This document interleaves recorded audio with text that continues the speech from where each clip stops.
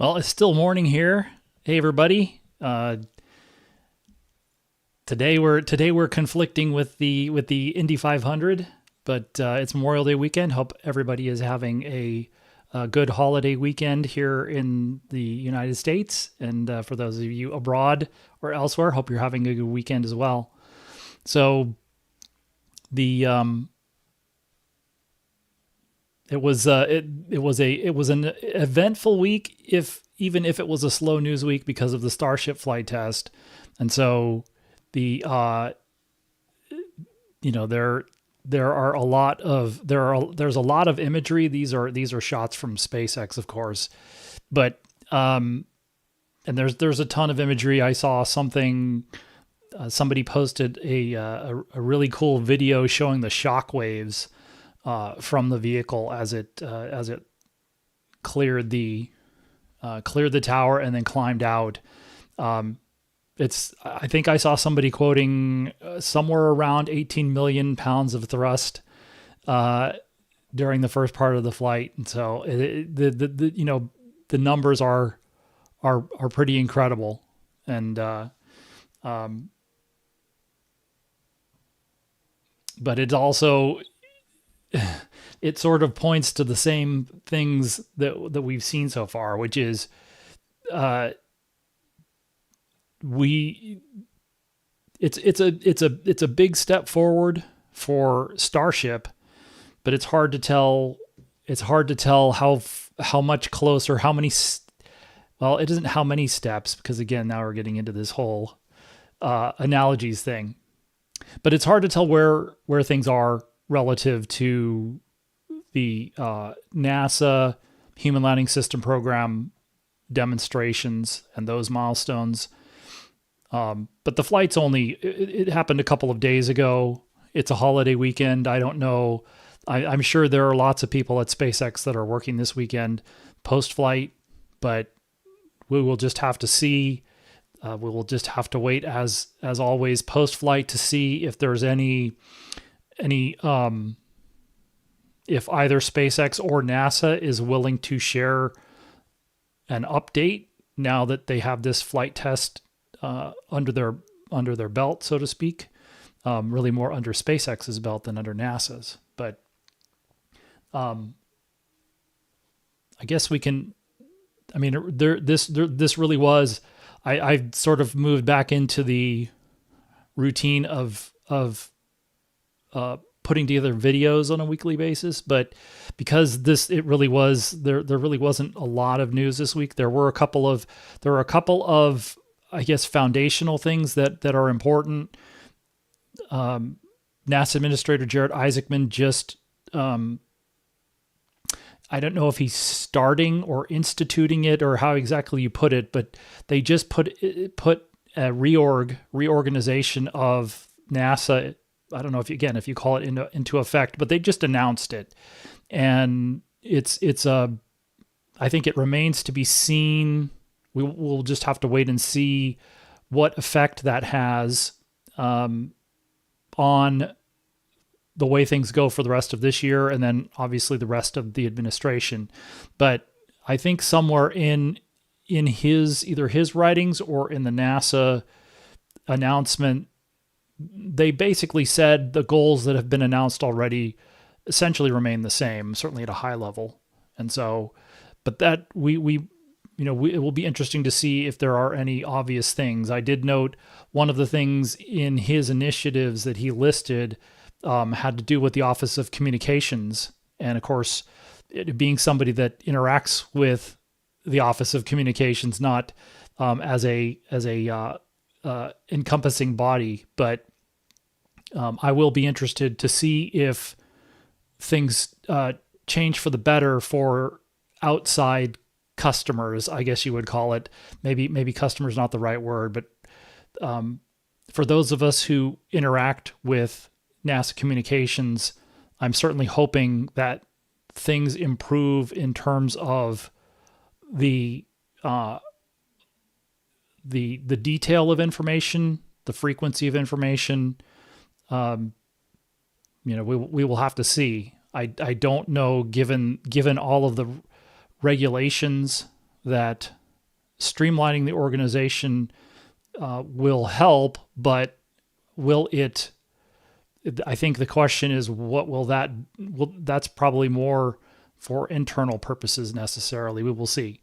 But again, one of the things that Artemis has, one of the characteristics of Artemis has been a lack of communications and a lack of detail. And so we'll see if that changes, or whether these organizational changes are meant more to align with the new administrator.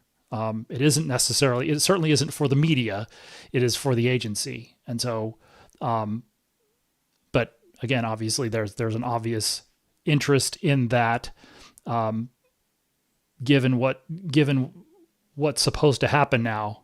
Really, we are now getting into the phase of this administration where all of these things are not new initiatives, but they will be conducted under the new administration.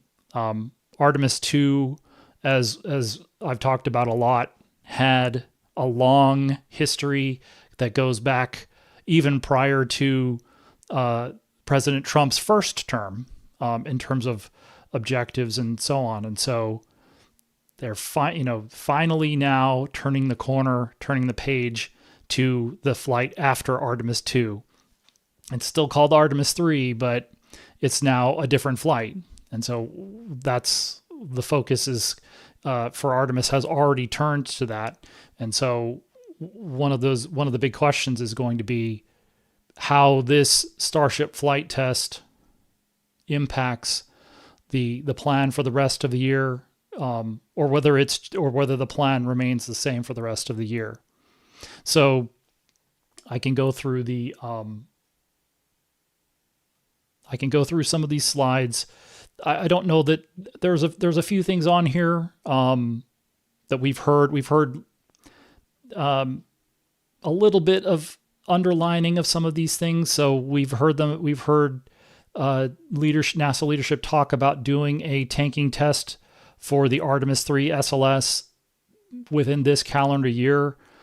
But that's, as has been remarked in some of the stories, it's not clear that Orion and SLS and Exploration Ground Systems are the critical path for Artemis 3. So those could be ready to go perhaps as soon as the middle of next year. But is there a mission, an Artemis 3 mission worth flying if there are no lunar landers or lunar lander pathfinders or lunar lander prototypes, depending on what you want to call them? If those aren't available in the middle of next year, then what's the point of launching a lunar transport spacecraft into low Earth orbit? So we're waiting to see. We're still watching to see when that is going to be, when Orion and SLS are going to be ready to launch. But it's not just a question of them like it was with Artemis 2. That was the only question, was when were those three programs going to be ready to launch? Now it's them and the other three commercial providers. So I don't know if we got a markup, but again, things that are going on right now, the fiscal year 2027 NASA budget process has started. We got the House of Representatives NASA budget not request, but their appropriations bill with the accompanying report. And we can see basically that the Congress is transitioning their approach to this. So it used to be that they were heavily invested in Orion and SLS, and trying to expand that in their own way. But we can see them now transitioning to sort of taking a secondary role to these mega billionaires. Again, that's sort of it's a not literally, at least not yet, but as we've seen, if SpaceX is getting ready to do their initial public offering, the numbers that they're quoting in their initial filing are indicate a lot more R&D investment than we're seeing from the government. And so I think the government, in particular Congress, sees a lot of industry investment, a lot of private capital that's going into the industry, and they're not going to get in the way of that because then they don't have to pay for it. So in terms of Flight Test 12, I mean, these are things that everybody, there are dozens of recap videos. There's been a lot more dissection of the flight. There's some really good videos out there already. So I would certainly encourage folks. This is not really the place where we're going to be talking about this that much. These are not regular. These are, I would say, common takeaways from the flight, and it's only been in less than 48 hours, but just spectacular, incredible. The views during launch and certainly reentry, descent, landing are still spectacular. We got some additional views from the Starlink, a couple of the Starlink simulators as they were deployed.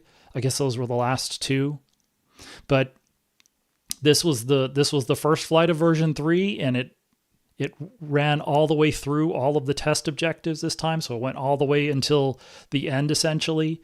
So if you recall, I don't know that I need to recap too much, but certainly the very first Starship flight test 3 years ago, very memorable, did not make it to stage separation. The first flight of version 2 was beginning of last year, 2025. That one did not make it, I don't believe, until it did not make it to SECO. So this is the first flight of a new version that ran all the way to the conclusion of the test. And so they did have they have some propulsion system issues that they have to work on, but again, they were still able to make it. They were able to make it to SECO. They were able to do the payload deployment demonstration test. They were able to do a full ship entry, descent, and landing demonstration again, and so that, I think, it was a good first step for this version, and so now we're just going to have to wait to see if there's any context to it, and it might take a little while to see what the context context is for this flight within. What are they doing for the rest of the year? What does it look like for 2027? How does that fit in with Artemis? These questions for Artemis 3, since Starship is a big part of that, are still the same. We're really looking at 3 rockets and 3 spacecraft that need to launch as a part of this, at least the way that NASA is describing this mission right now. And so we have maybe a few more clues about Orion and SLS, but we don't have a readiness date for that. We don't have a readiness date for Starship, and we don't have a readiness date for the Blue Moon prototype for Artemis 3 and the New Glenn for Artemis 3. And then similarly, although maybe not quite as critical, the lunar surface spacesuits that Axiom Space is developing. And I think there's a little bit of there's some question about whether a better test might be to send one of the units to the space station and do a full extravehicular activity with that, assuming that that's feasible next year. You can do you could do some tests as an intravehicular activity with the suits in one of the lunar lander prototypes, but then of course that's dependent on those prototypes being supporting both docking and ingress from the Orion crew. So if neither of them support ingress, then it becomes sort of it's somewhat of a moot point. So, and then maybe a little bit bigger picture here from Artemis, sort of again post Starship flight test. I'd say the big picture at this point is, will either of these accelerated lunar lander proposals be ready in 2 years? Because here we are approaching middle of 2026. So the lunar lander flights that were quoted a couple of months ago were early 2028 and late 2028, or beginning and end. I can't remember if they used early and late, but certainly if we're talking early or beginning of 2028, Artemis 4 and the lunar landing should be done and complete by this time 2 years from now. And so in this case, those all hinge on the lunar landers primarily, but then obviously also that SLS and Orion continue to, the production of those and the performance of those continues. But NASA's completely reliant on SpaceX and Blue Origin to provide a lunar lander, and those companies have to complete significant uncrewed demonstrations or crewed demonstrations before they can even fly Artemis 4.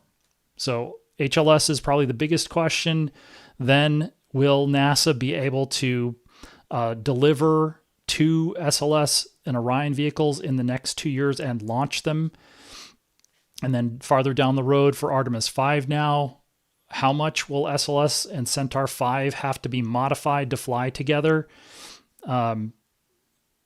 I'd say we're not, and then obviously when will they be ready?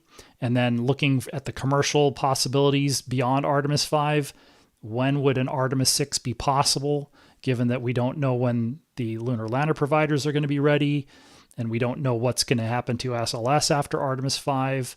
So a lot of questions. And then again, in terms of some of the things that we're looking for the rest of this year for Artemis, waiting for the first Blue Moon Mark 1 cargo lander, that first mission. We're still waiting for the Axiom lunar surface spacesuit critical design review. That would be preceded by a significant test. This would be a crewed vacuum test of the suit. We're waiting for the Starship propellant transfer demonstration. That would be obviously on orbit. So there's still a few milestones in front of that.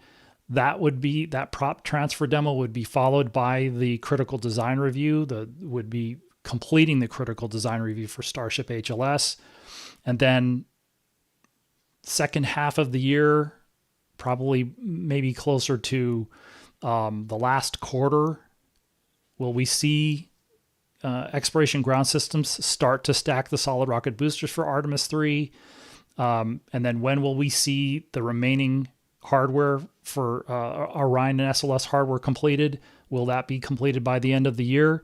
And then obviously the core stage will need to be completed if they're going to do a partial stack tanking test by the end of the year, because that means they've got to stack the boosters, they've got to mate the core stage, they've got to do at least a partial integrated test and checkout, roll out to the pad, and then go through an abbreviated pad flow to do that, to do a tanking test. So that's kind of where things are right now, I would say. And let me go back to the home page. And then I guess I will mention the one mention in the from SpaceX about Artemis 3 was during the first launch attempt on what was that? Was that Thursday, I believe? So they did mention that the either the Pathfinder or the prototype, whatever you want to call it, for Artemis 3, they said it could be in proximity to Orion or even more. And so again, I guess that's that's fairly non-committal.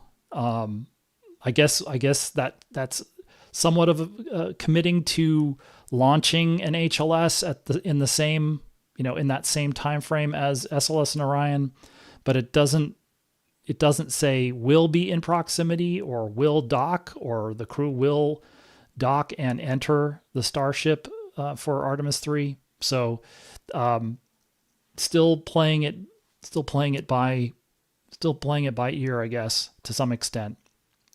But I would be surprised if that's how much of a detailed schedule they have. I would imagine they have much more detailed schedules, even if those are being modified on a weekly basis. So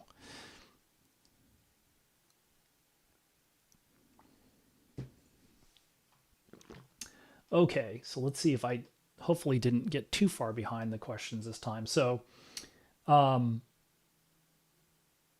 yeah, so I mean, some comments about about the flight test. I guess that was interesting to me. I was impressed by the ship being able, the engine out capability that they said both. Again, I would imagine that the booster has more than a single engine out capability, but I was impressed by the ship, that the ship had that much engine out capability. But we did also notice in the footage that it wasn't it doesn't look like the Raptor vacuum engine that shut down, that shutdown was, I guess, completely contained. It's just that it was contained enough. And so we did see at least what looks like a little bit of damage. Who knows if it was superficial or not, but it doesn't look like it was a completely contained shutdown. But at the same time, again, the ship survived, completed all of its, well, not all of its objectives, but was able to complete most of them and go all the way to the end of the test flight again. So, but yeah, there's certainly still some work to do. But again, considering how ambitious this iteration of the engine was for both of, I guess it's really essentially the same engine with the nozzle extension for the increased specific impulse. But I mean, considering what that engine looks like, and I certainly remember the feedback when we saw the initial images of the engine. It really does, if you're old like me, you're like, wow, it's amazing how what'd you call it? But just how much they've streamlined it and how little is exposed on those engines. And so this was a big, this was a big first step for those two. And considering, again, first flight for this engine, most of the engines, they had one engine out on the booster and they had one engine out on the ship. Now, restart for the booster, it will be interesting to see if we hear anything about what happened during the restart. And then we also saw, it's like there's some speculation about the flip and all of that at separation, but we'll just have to wait and see. It's been less than 48 hours since the launch.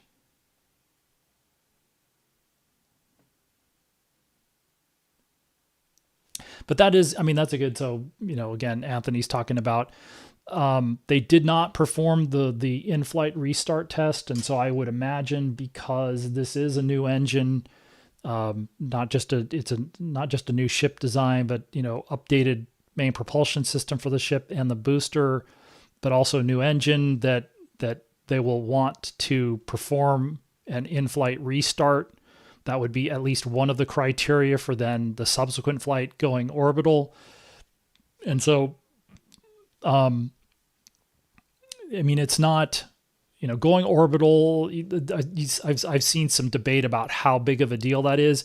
I think it's just a matter of how many flights you have to do. So, if they had if they had any ambitions to maybe try and set up for doing a full orbit or multiple orbits on the next flight and then catching the ship, that they'll have to push that back to at least flight 14 would be the earliest in theory. But again, we don't know what their plans are for flight 13 and 14 at this point or beyond. So, but then again, beyond orbit, you still have the whole issue of, and we'll see when we get to that flight, how many orbits are they willing to fly? We did see the references in, I believe, that video that was released a few weeks back, maybe early this month, late last month.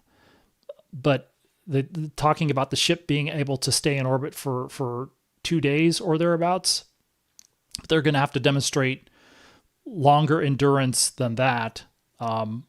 For instance, for the uncrewed lunar landing demo. So are they going to demonstrate that a 2-day endurance immediately on the first orbital flight, or are they going to work their way up to that? And then do you want to do the ship-to-ship propellant transfer demo within that 40, if not within the 48 hours, or which would obviously require either a quick turnaround of the initial pad or this new pad, or getting the second pad at Starbase online, or getting the pad at 39A online. So there's a lot of infrastructure and a lot of things going on, and that's I would say another thing we'll be waiting to hear about, which is the how the pad. This was the first launch from the new launch pad. We saw some immediate sort of improvements from that in terms of, I would imagine you're using less of the propellant on the pad on this one because they can hold it down and release it quickly. So there's a lot of moving parts as usual for this, but it's a good point that they're going to have to. There's another flight in this sequence, but that's the thing about not really having an understanding of what their plans were pre-flight, post-flight, what their assumptions, what their expectations were. Were they planning? Maybe they weren't. Maybe they were expecting, without really knowing exactly what they were going to see. That it's like I don't know that they were necessarily expecting a perfect first flight of this new version of the vehicle. So there's a range of options depending on how things went, and now they know what happened, and now they can start to plan for the next launch. So, but it is, I think, that's the thing, is that I think if you're just looking at this purely, if you set aside the Artemis part of this, which doesn't make, which maybe seems counterintuitive for an Artemis live stream, but if you're just looking at this from the standpoint of Starship and positioning to be ready to, again, maybe from the IPO standpoint, positioning for Starlink payload deployments, this was a really good step in the right direction. And for Artemis, it's just, again, we just don't know it, because it seems like they'll be ready to deploy Starlinks sooner. It requires less of the entire technologies to be demonstrated, things like propellant transfer. So, it gets them closer to everything. It's just that it seems like there are some significant steps beyond just going orbital. But I mean, I think if you look at it in that sense, if going orbital gives you the capability to start doing Starlink deployments, again, if you're just looking at this from the standpoint of Starship, that's a big deal, especially as they're going public here in the next, again, the rumors are in the next month or so. So that's a big deal for a company that's going public. But for Artemis, there's a lot more that needs to get done, and so it's harder to tell. It's progress, but it's harder to measure it's harder to put that progress in context.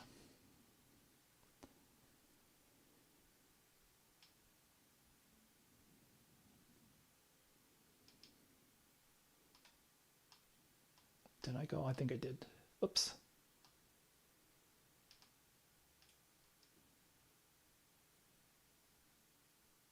And so yeah, that's the other part of this, is because there's just it's I haven't seen the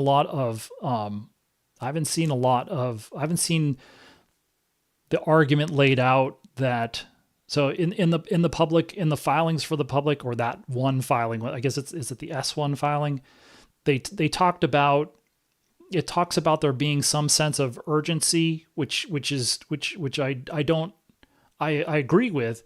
I just think there's almost essentially a deadline. Artemis has a deadline.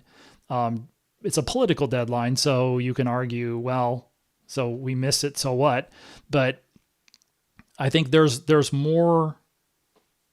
The sense of urgency for Artemis is different than the sense of urgency for instance, getting up to a Starlink capability. And then again, you also have in combination of that. So it's sort of you have the calendar, which just doesn't change, and the amount of work that's necessary for to get done in the next less than 2 years doesn't change, and that time just keeps shrinking. Whereas I don't know that the market opportunity for Starlink, when they already have a pretty good market position as it is, but I don't know how much of a deadline there is on the business side of things. Whereas again, for Artemis, you basically have a deadline. You can take your pick. It's either January 20th, 2029 or December 31st, 2028. Those aren't that far apart from each other. Or December 31st, 2029, or the day before the Chinese do it. So there's all sorts of things, but they're all within, I would say that even if you were just say end of the decade, we're now 3.5 years away from the end of the decade. And so that time continues to shrink, regardless of whatever else is going on. So.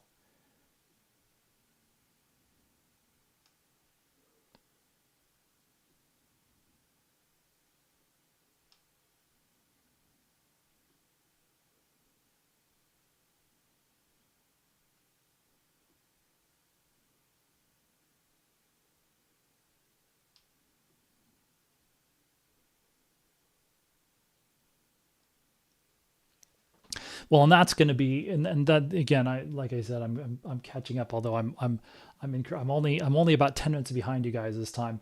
But so yeah, I'd say that's probably a it's another one of those things. So you guys are talking about payload performance.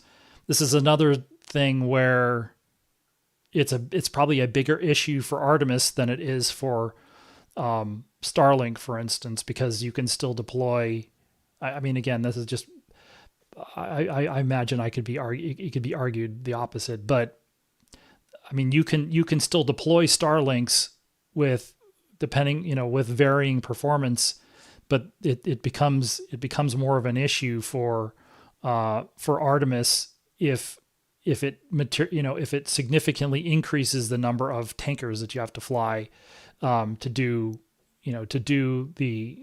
this, what I think now that we're post Gateway, so to speak, even though Gateway wasn't going to take part in the first lunar landing, we were going to use that orbit, going to use that loiter, blah, blah, blah. Now we're not. Now it is just refuel, goes straight to low lunar orbit, goes straight, and then again, however many orbits you need in low lunar orbit before you begin power descent, and then go down, land, and then we'll have to see how long they're planning on for the uncrewed demonstration, how long of an interval they want to demonstrate before they do the hop on the moon for Starship HLS.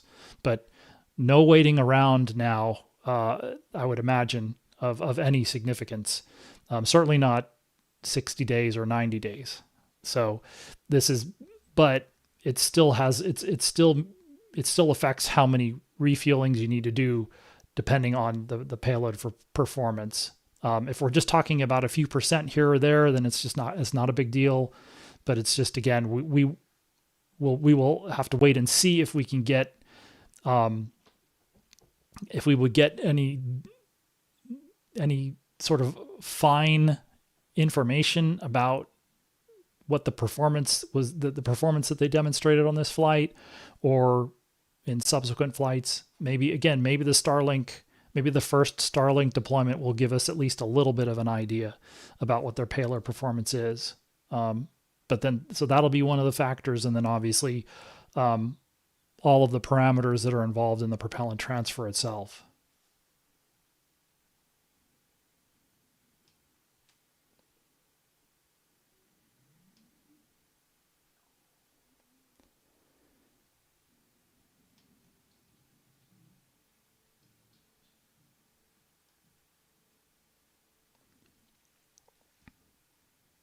So, I mean, I guess, and maybe that's another way of putting this, and just looking at the comments in the chat.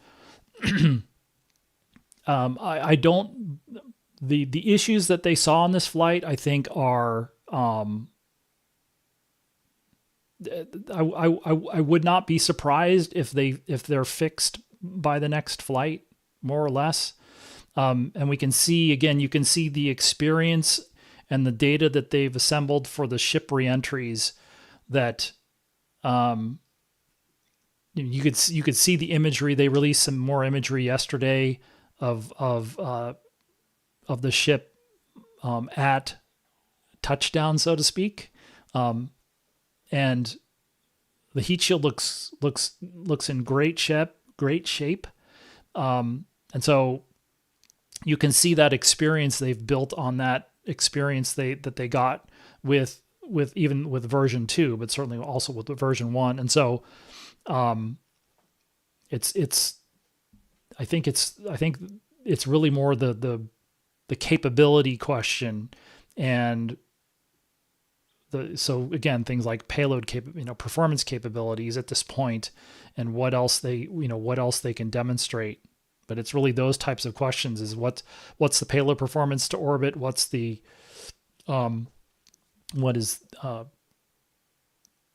endurance on orbit? Again, so far they've demonstrated on multiple flights. They've demonstrated it's a rocket. The ship is an upper stage, and so the ship will then, as it demonstrates endurance, will begin to demonstrate its spacecraft capabilities, which we haven't seen. We haven't seen yet, but we will see very soon, I would assume. Again, soon in quotes, because we don't know what the schedules are going to be like.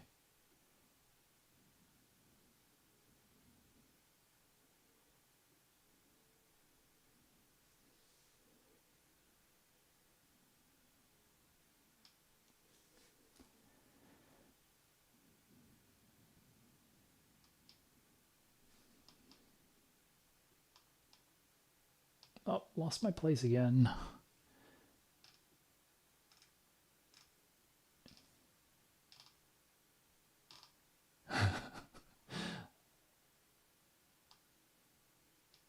Yeah. Sorry, lost my place. I'm trying to catch up again. Okay, here we go, finally.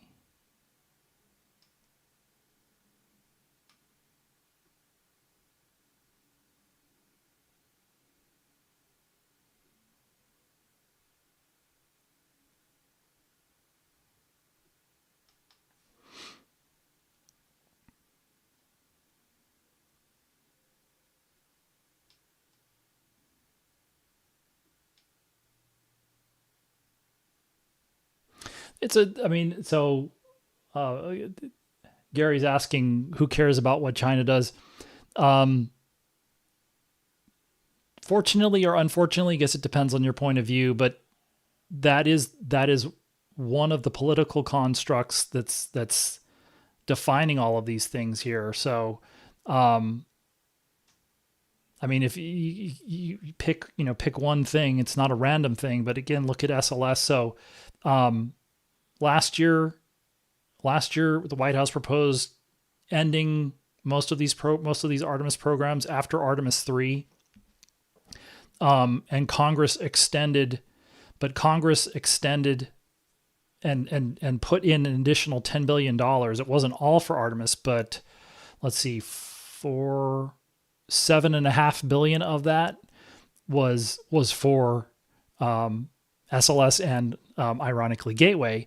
But the reason that they stated that they did that is because of this race with China to land the next people on the moon. So at least from a political standpoint, Congress still cares. You hear that brought up. It sort of ebbs and flows. So around Artemis 2, we didn't hear it as much. But again, maybe it's just because we were concentrating on the mission itself. But now, and they weren't doing hearings, but we've seen I think 2 or 3 public hearings on either the NASA budget. I think actually we're all in the NASA budget. At least 2 of them, but we're hearing them talk about China again. And so that's why it's important, because it's important because it's a reason why they're willing to support these programs and continue to do them.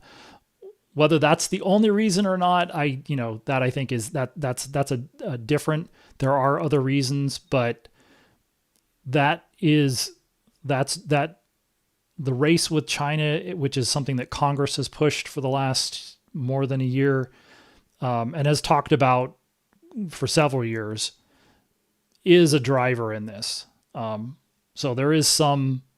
It does play a role in what's going on.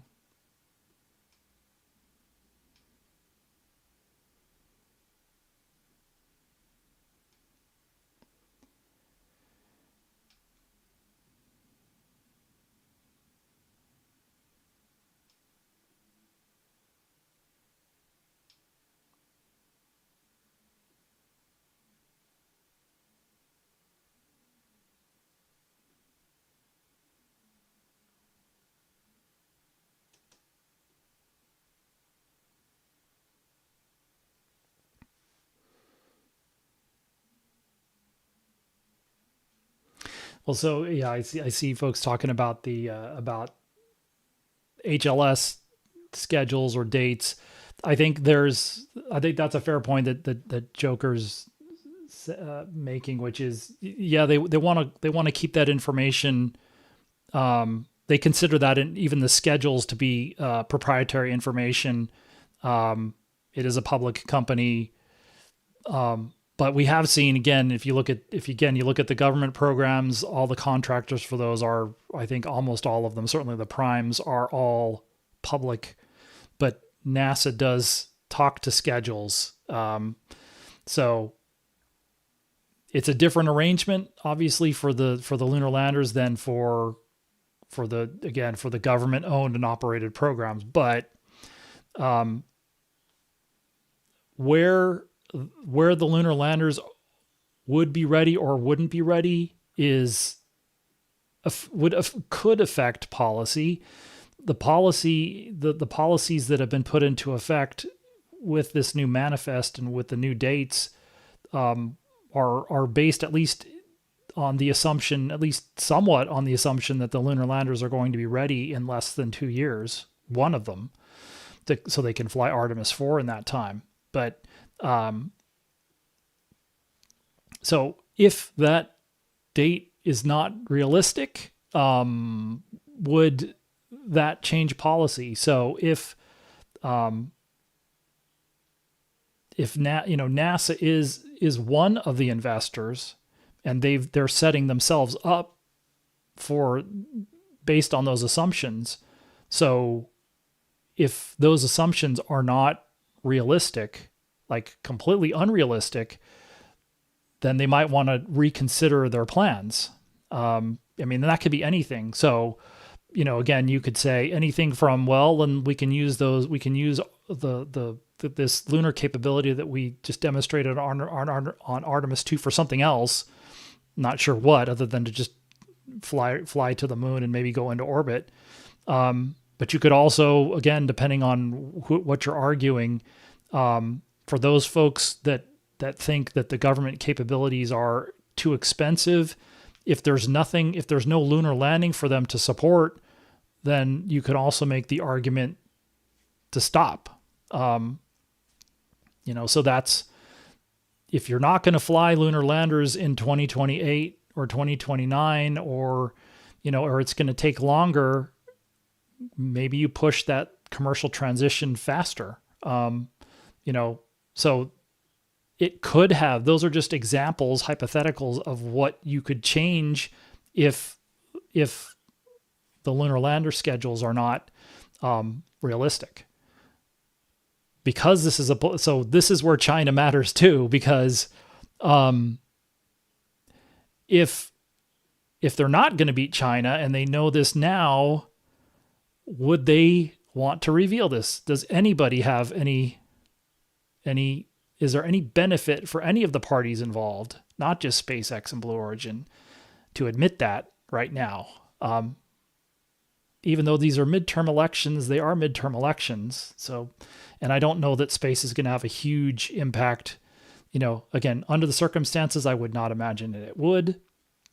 But yeah, there are some reasons why it's probably not just them, but having more insight into what's happening and what's realistic would provide information that not only could change policies and plans, but you might get more support for different types of options. So, but I guess, maybe this is just the path of least resistance, and maybe the path of least resistance involves looking the other way when you walk by the calendar. But out here we're going to be looking at the calendar.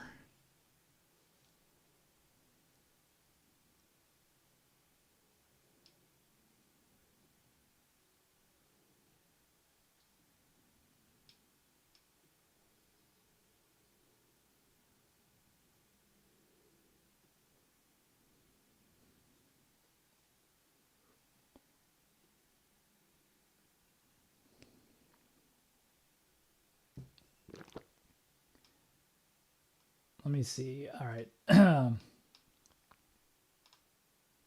Feel like I missed something.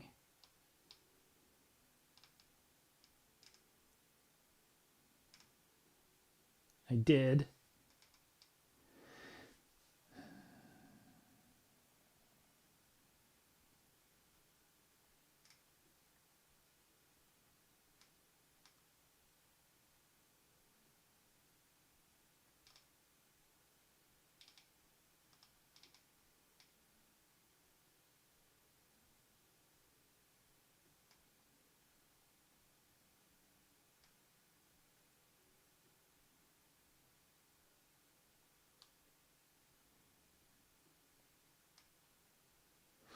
Yeah, that's a good question. Will there be more public information after the IPO about HLS?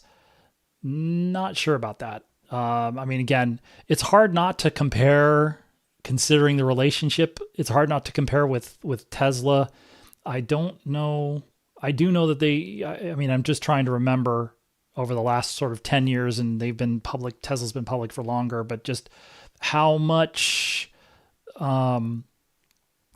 did talk about, I remember delivery ramp, a ramp up of delivery numbers. So I guess they did have things like that. I guess I don't know. Maybe we'll get some information about that, but um,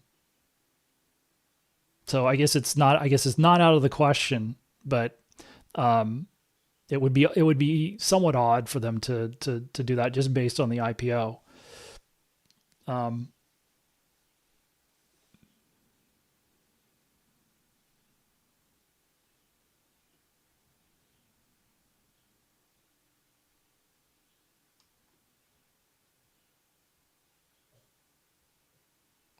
well, yeah. So JC's asking about how they do the propellant transfer. We did see, you can see pretty obviously on the ship. Let me see if I have that. Let me see if I have that image. No, it's not on this one. Well, let me see if I can add it. It was from the no, not there. Actually, I guess it was in the last one. It was from one of the wet dress.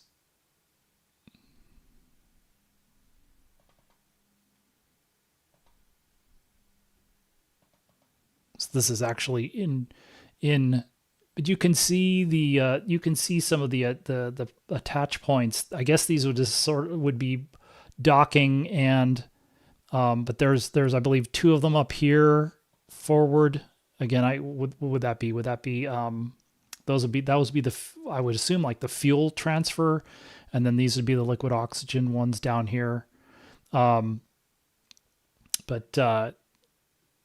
there's more to it than just the docking part of it.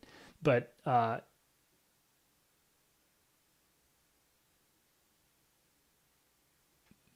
you could at least see where the physical attach points. But yeah, there's more to it than that. You're asking about ullage, and there's also going to be how the mated stack is maneuvered. Will there be how they will manage attitude and other things like that when they're actually beginning to do transfers. But it will be interesting. And I mean, of course, at this point, the tech's always interesting, but then really at this point, the bigger question is still when are they going to get to that point?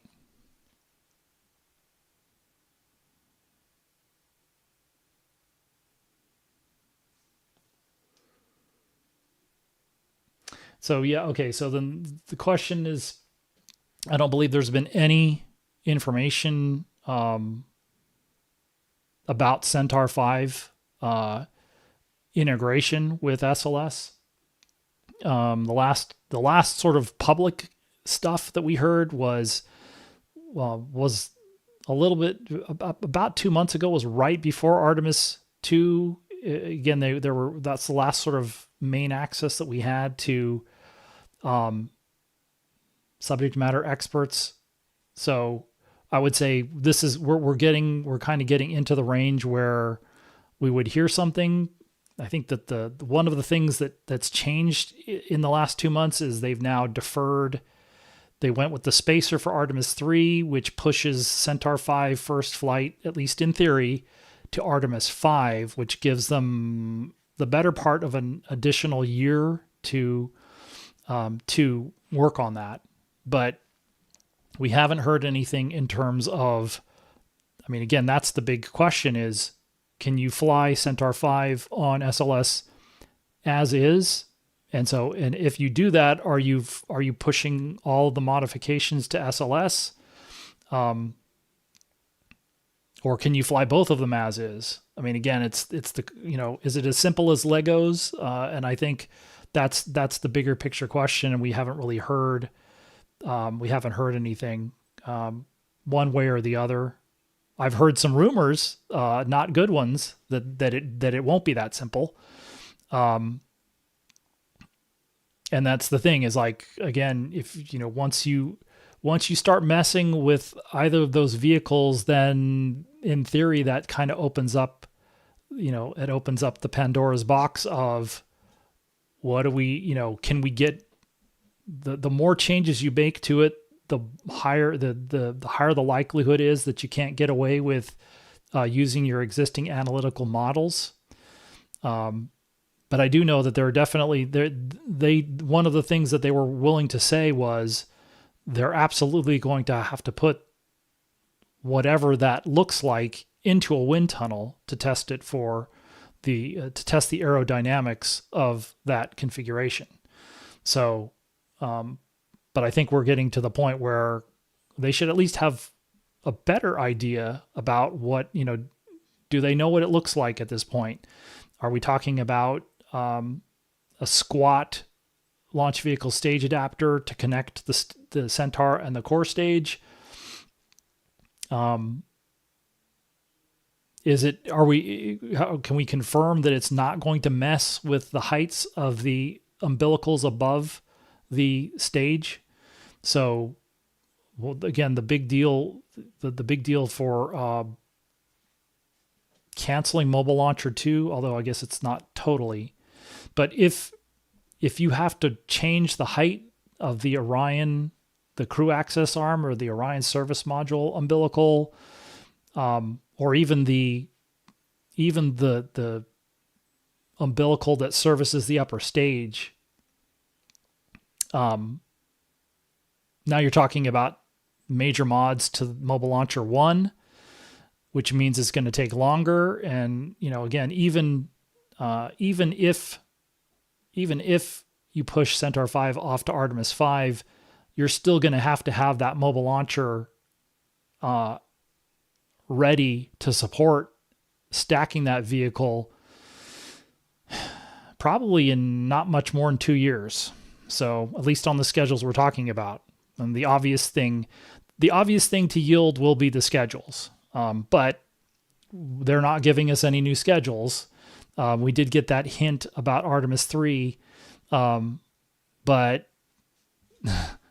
they, even though Mr. Isaacman said late 2027 under oath, they're not underlining that. They basically are circling back to just 2027, somewhere in that year. But I think realistically, we're talking about second half of 2027. But it's probably still no sooner than that. And we don't know we don't know whether these vehicles are going to be ready by the end of next year or not. Although, again, we're far enough away that they can continue to say that. But I would say we're looking for something more specific than 2027. Mid 2027 is more specific, but then is that realistic? For Orion and SLS as an example, is late 2027 realistic? But can you be more specific than that? I think you could. Certainly for Orion and SLS, you could be more specific than that. But I would imagine you would need to be more specific than that in order to make plans for the whole mission. So that means the other providers, these guys, SpaceX, and also Blue Origin. So there's a lot of we're still missing a significant amount of detail.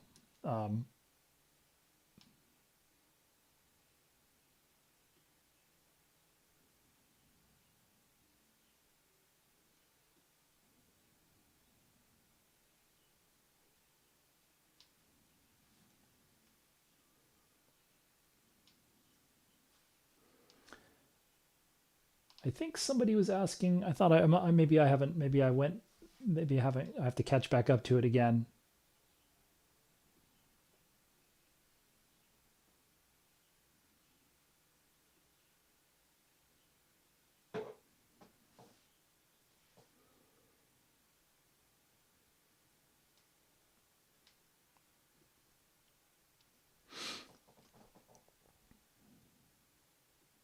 Well, there's not going to be. So I see somebody talking about replacing the lunar orbiting outpost. that's probably going to be, you can sort of hear it in what Mr. Isaacman is talking about. So it's probably easier in air quotes. The moon base is probably easier from a resupply standpoint than an orbital outpost. So if you were to put a Starship into one of these staging orbits, let's just say low lunar orbit, that you then have to extend your supply chains to there, and there's more. For instance, just propellant. You would need to be able to resupply propellant to that space station, especially because it's cryogenic, at least the liquid oxygen. So right now we have not heard when. We don't really have a roadmap about anything lunar at this point, but we don't know when SpaceX intends to extend their propellant resupply, propellant refilling supply chain all the way out to the moon, or whether they were originally thinking that they would just do it on the surface. Maybe that's the case, in which case, again, you don't have as much, you don't have to do as much maneuvering when you're on the surface of the moon. And so if you're in low lunar orbit, then you have orbit maintenance that you have to do on a regular basis. So, periodic basis. I don't know about regular, but periodic basis for sure. So, yeah, there are the same. You can say the same thing about Blue Moon, but then again, Blue Moon had already envisioned this cislunar transporter. Or if you're, and that's the thing is then if you're going to, if the solution for Starship, instead of extending your supply chains, is just to have the Starship return to Earth orbit and return to the supply chain, then you don't have you don't have a space station in lunar orbit. But again, going back to the changes that have been made, it is not, at least the way I've interpreted what's been said, they're working, the moon base is the priority. Eventually they might need an orbital outpost, but it doesn't sound like it's high on the list of priorities. It's something, I guess, that would eventually make sense in terms of building out your infrastructure in general. But I don't know that they're looking to do that anytime soon. And they've already, again, liquidated the assets. The one spacecraft that looked like it was relatively close to flying the power and propulsion element is now part of the one of those nuclear propulsion demos. So they don't have anything for that right now. And again, I don't think it's in their plans, except again, sort of as a study, way out in the future kind of thing. So I don't know whether there's is there any need for it, or not. The thing is even if there is a need, are there alternatives to it? So, we'll just have to see. We'll have to see what happens. An obvious one would be either supporting or augmenting Orion's capabilities to loiter in a staging orbit around the moon while the crews are on the surface. I think eventually they want to get to a place where Orion is just uncrewed, and the entire all 4 crew members would spend most of the mission on the surface. That would reduce the demand on the consumables in the spacecraft. Really, the one that would continue to be that sort of non-renewable consumable would be propellant. But you wouldn't necessarily be consuming oxygen. You would, I'm trying to think of the other things. There's, again, you're not generating waste in the spacecraft. You're not, but then other things like power are renewable. Cabin atmosphere revitalization is you're not, you don't need to scrub the carbon dioxide out of the atmosphere as much. The oxygen, in theory, you're not, it would be something like what happens with Dragon when it is docked to the space station.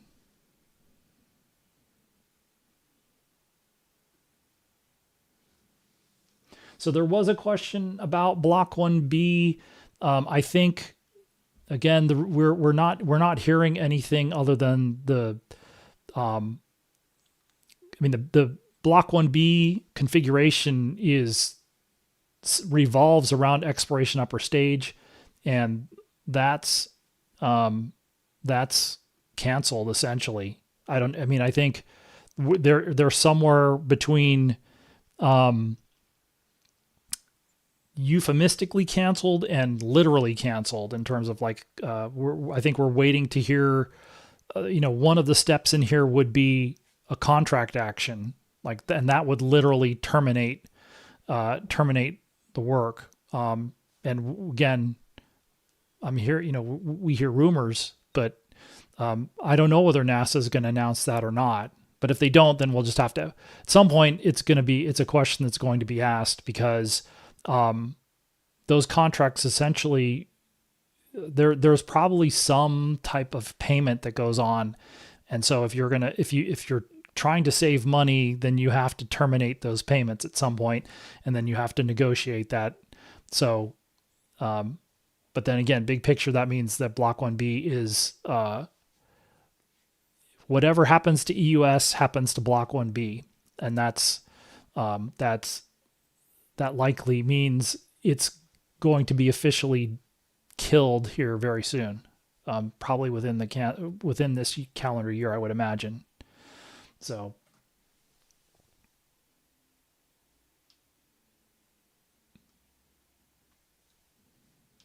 and so yeah, that was the question. Will it come back?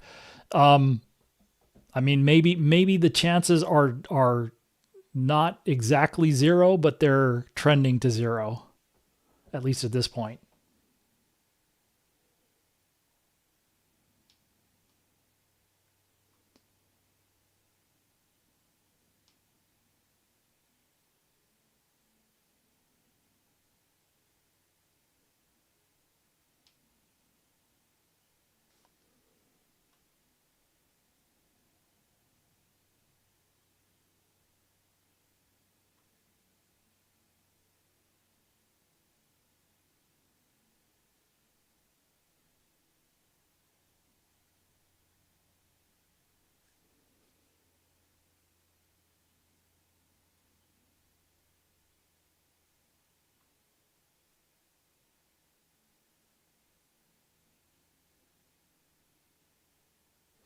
Yeah, we'll have to see. Again, we'll have to see. I think you're talking about the future of SLS, the future of Orion.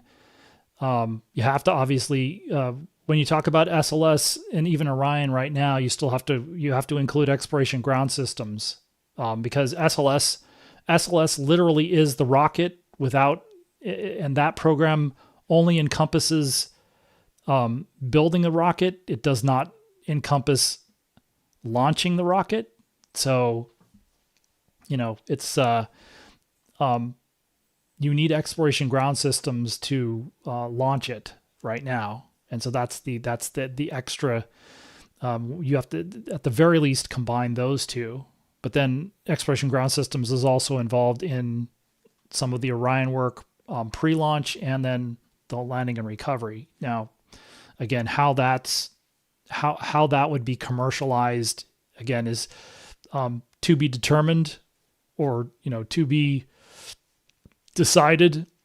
I think the more interesting question is what happens with the ground systems capabilities, how you would commercialize those, because they at least have talked about commercializing the SLS capabilities. And then same thing with Orion, and SLS was more of a 2022, 2023 timeframe. And then the talk of that died. If they're not going to talk about it, we don't know if it still exists literally, but they did talk about it. Lockheed Martin has talked about commercializing Orion in the last year, but we have not heard anything about all of the there is infrastructure at Kennedy Space Center. It is not owned by either Orion or SLS. So what happens to that? How do you commercialize that? Because you would need to, for sure, from SLS standpoint. From Orion standpoint, maybe it's a little bit easier to get out of that or untangle that from EGS.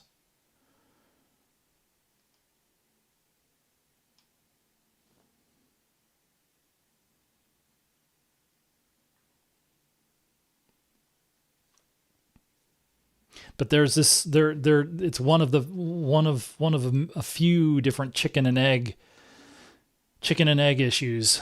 So once the commercial, I think we're seeing Congress is fairly overt or explicit about this. Once there are commercial capabilities that can do what SLS and Orion do at least as much as they can do or more, then the need for them goes away. Now, it's also possible that commercial capability uses Orion, not necessarily competing, but that Orion becomes a little bit more agnostic to the rocket that it flies on. Right now, it is not, but once there's a commercial capability, and it's been demonstrated, then Congress has already said once it's there, then you can start to look at eliminating. I guess eventually you're going to be start by reducing government investment in future SLS capabilities, and then if there's somebody that wants to take those over, you can hand those over to whomever. But the chicken and egg part of it is, we're looking at these two systems. This one in particular is one of the systems that is sort of a heavy favorite to be a replacement, and we're still many steps away from the lunar part of this. So the lunar part of it will come after propellant transfer. So it's like that's the key to it. But then you're going to need both propellant transfer, and you're also going to need cadence.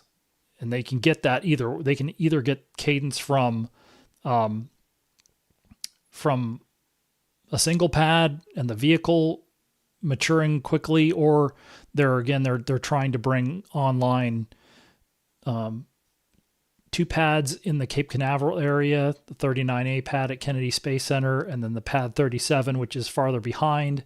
But then they'll also have, we'll see how long it takes for them to reactivate the first pad, and basically doing something similar to what they're doing at 39A, except they also have, they have the somewhat of the infrastructure that they already have at Starbase. But if you have multiple pads and then you have the production capability to build whatever hardware you need to sort of fill in the blanks as you're working on rapid reusability, and getting there, we may see somewhat a similar progression where you have hardware that has a shorter lifetime at the beginning, and then they extend that lifetime with upgrades and feeding, taking information that they get from these test flights and feeding those back into the designs of the vehicle. So they will need production capability, but of course we can see that they're mobilizing a huge amount of production capability both in Texas and in Florida. So that, it's just a question of course, when that's going to come online and when that's going to support.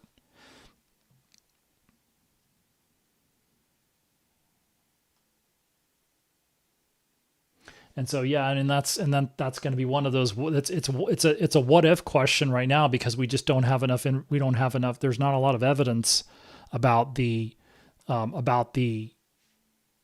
HLS schedules, which is, the what if the HLS providers. I guess even if one of them if the schedule for one of them improves significantly next year for Artemis 3 and they're ready to go significantly sooner, I think there's a question if they're, kind of in the same ballpark. Does everybody wait? But if one of them, considering how little time they have left, if somebody got farther ahead, would they go ahead with just the one, with one lunar lander if it got farther ahead of the other? But then there's the flip side too, which is, well, what if they're not ready until early 2028 or later in 2028? Is there still enough time to get a lunar landing attempt in by the end of 2028? So, that's why it was interesting how non-committal they were talking about that in the broadcast on Thursday. I don't believe they talked about it again on Friday, but it doesn't really matter. It's because they're not really saying very much in general. So, we, of course, Blue Origin is saying even less about what their plans are for Artemis 3 and Artemis 4 at this point. So, that's why, it's hard not to wonder, because for everybody, if there's, is there going to be another delay? Because so far we've seen are delays. The history is of all delays. And so you can phrase this however you want. So when are they going to break the cycle of delays? But without any evidence, it's hard not to wonder if that's just going to continue. And if that's the case, what are you going to be forced into? Because, and then that's the thing. If there are no lunar landers ready at the end of 2027, is there really any valid test flight you can fly without them?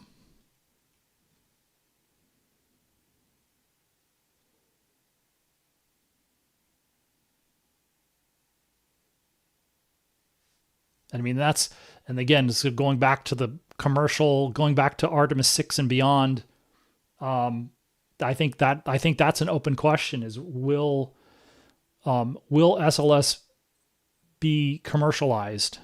Because it won't be cheap, and if the government's not paying for it, and you would think by definition it would have to be, in order to be commercialized, would be for the government to stop paying for it. But, we saw, I guess you could call what happened with shuttle commercialized to some extent. So there was I'm not sure if it was called a consortium or a joint venture, but there was this entity called United Space Alliance, which was the contractor side of shuttle operations. And so, but if you look at the budgets that Congress paid for shuttle, I don't know that we ever saw. I don't know that we saw a level of outside investment, or whether that was still all provided, that was still all paid for by the government. And then in which case, how can you call it commercialized? So, we will have to see. We will have to see whether there are any companies that are willing to take on most or all of the financial burden for operating the programs. They will get some money from the government from this contract, but we don't know how much. And I think that's, again, another one of those chicken and egg things, which is, the House of Representatives appropriations bill said you couldn't take any money from SLS for this until there's the capability that exists and has been demonstrated. So, it's, again, how do you do this then? I'd say the less government investment there is, the harder it is to see somebody being willing to pay for it, pay to maintain the SLS capabilities by themselves. especially since the most likely candidates for that already have their own rockets and have done their own thing. So it just doesn't make a whole lot of sense, because it would need to be somebody like Elon Musk or Jeff Bezos, and both of them have already basically made it pretty clear. It's like, well, I have a much better idea about what a lunar transportation system would look like. So that's why you wonder whether the companies that are involved right now, how much money they're willing to put down, or would they consider private investment like SpaceX and Blue Origin have done, even though both of the chief executives are very wealthy. It isn't only their money, although again, depending on which and which, we're just about to see SpaceX go public. So, we will see.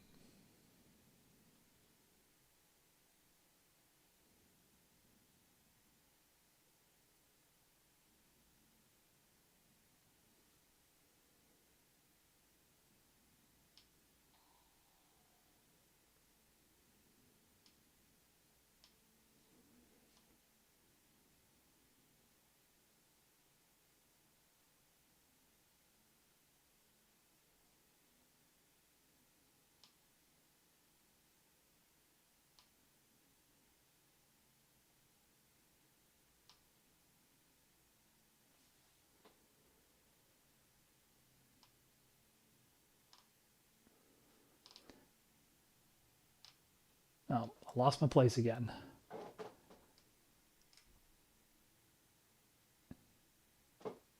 Okay, here we go. Let's see.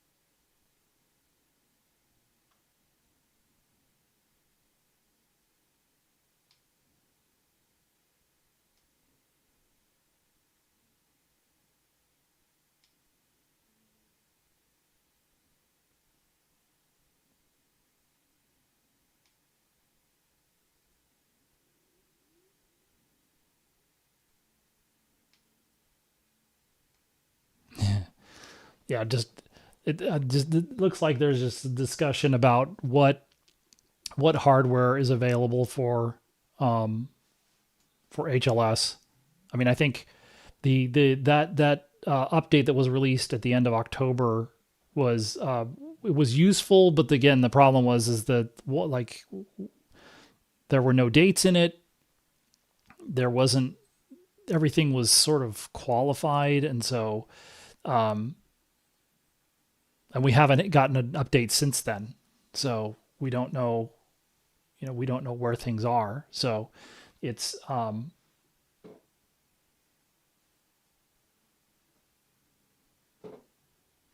there's still a lot of questions. There's still a lot of questions.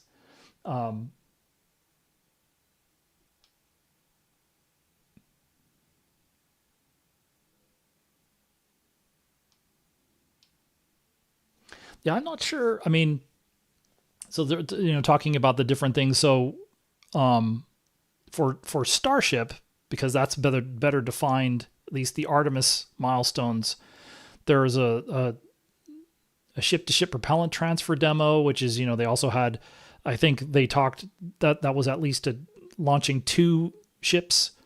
In theory, the first ship launched would also be conducting a long duration flight test demonstration, and then the second one would come up and rendezvous dock, perform the propellant transfer demo. There's an uncrewed lunar landing demonstration, and that would be that would be, again, what we heard was that would be kind of what they've wanted to do all along, which was no loitering, no gateway orbit. So it would be minimal outfitting internally. So again, they talked. I believe if you go look at the OIG report, they weren't planning on flying stuff like the elevator. They weren't planning on doing a demonstration test of the elevator on the uncrewed lunar landing demonstration. So the idea was to demonstrate the landing systems and everything up to the landing, and then just demonstrating ignition and motion off of the lunar surface, and then you're done with that demo. So they weren't planning on outfitting that spacecraft necessarily as a crew capable one, even if it was an uncrewed test flight. I mean, again, similar to what we just saw with Orion, well, not just, but similar to the way that the Artemis 1 Orion spacecraft was configured. And then the Artemis 3, when Artemis 3 was a lunar landing, would need to be the all-up crew capable. But then, of course, that also had the requirement to do the loiter, the requirements that were there when they got the contract in 2021, the 60 to 90 day loitering in the gateway orbit, et cetera, et cetera. But it'd still obviously need to be able to support crew, to support the lunar surface spacesuits, and allow the crew to egress the vehicle on the surface, ingress the vehicle, and then obviously return back to Orion. So, but the only flight that was required to have a full crew functioning, crew systems and crew life support, was the lunar landing, the crewed lunar demo, which would have been Artemis 3, and now Artemis 4.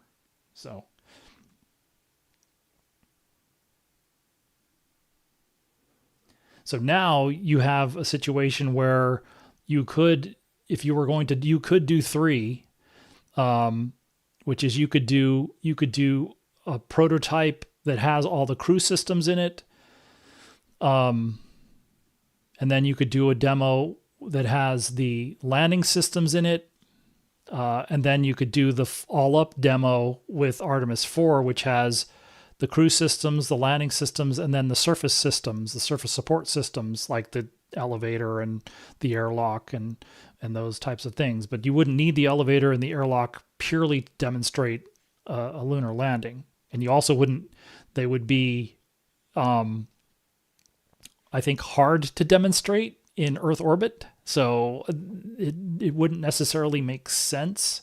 An airlock, I guess you could make the argument that you could do that, but I don't. Again, there's a difference between a orbital extravehicular activity airlock, probably multiple differences, and then a lunar surface airlock. And I don't know whether how the requirements overlap for those.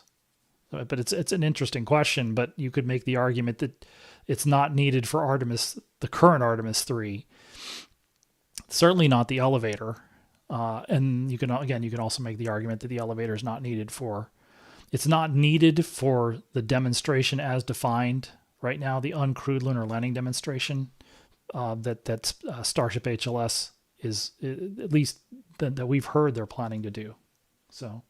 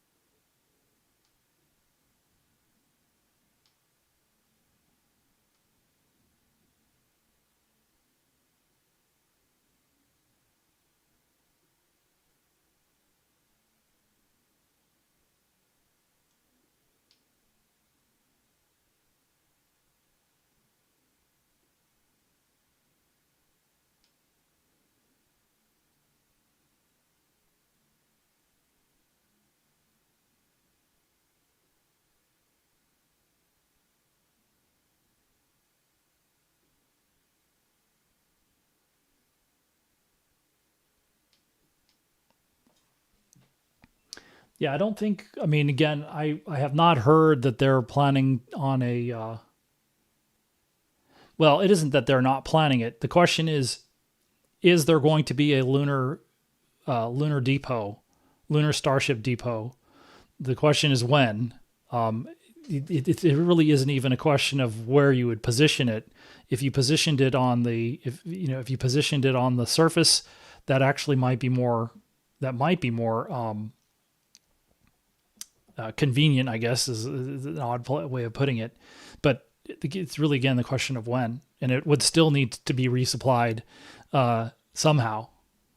So I don't know that it's not going to be anytime soon. I don't believe, because I don't know that they've really talked about it.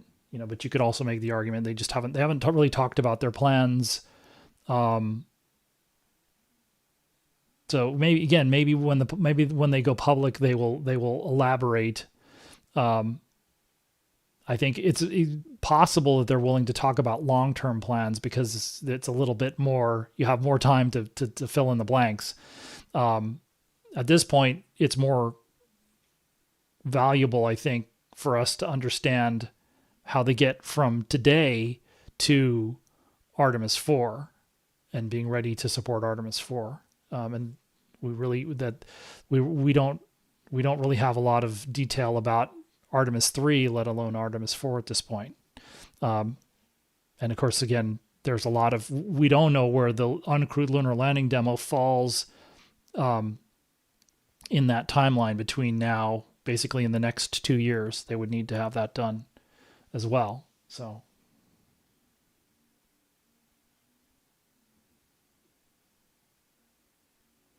Yeah, I don't know. The tanking test. There are a couple of, I guess, objectives that you could get out of it. And again, I think keeping in mind that this vehicle for Artemis 3 will not have an upper stage, so the elements, whether they were to put the spacer on top, the launch vehicle stage adapter on top of the core stage, and then the spacer, or not, or whether they would just go with the core stage and the boosters. Again, if you recall, for the Green Run design verification campaign that they did at Stennis back in 2020 and 2021, that was just the core stage, no boosters, but that had they had a weather cover that was, and then they had a lift. They left the lift spider on top of the stage. They could do that again if they were going to just roll out with just the core stage and boosters. Now you still have, the booster hardware is essentially ready to stack, with some work on the aft assembly still to do, but those are getting built up right now. The other motor segments still have to be shipped, but those don't require a lot of stacking preps. But it's that schedule is based on completion of the core stage, which is still in assembly and test. So, but in terms of objectives, there's the hydrogen leak issues that they've had now on both of them. We don't know if they've come up with some things that they can test to maybe, if they have a fault tree, maybe they can rule out some branches of the fault tree doing these tests. Maybe there may be some other things. They're also just demonstrating the new hardware with the mobile launcher. It's essentially a validation of the systems. And then if you step back, big picture, if they're going to go based on the assumption that they can keep the boosters stacked as long as they did for Artemis 1, which was almost 2 years. So the boosters, the stacking clock for the Artemis 1 boosters started in January of 2021, and right after New Year's, and then they launched in the middle of November of 2022. So that's approximately 22 months. If they start stacking, let's say they started stacking the boosters in August. So, 22 months after that is, if that vehicle hasn't flown by then you have other problems, lots of other problems.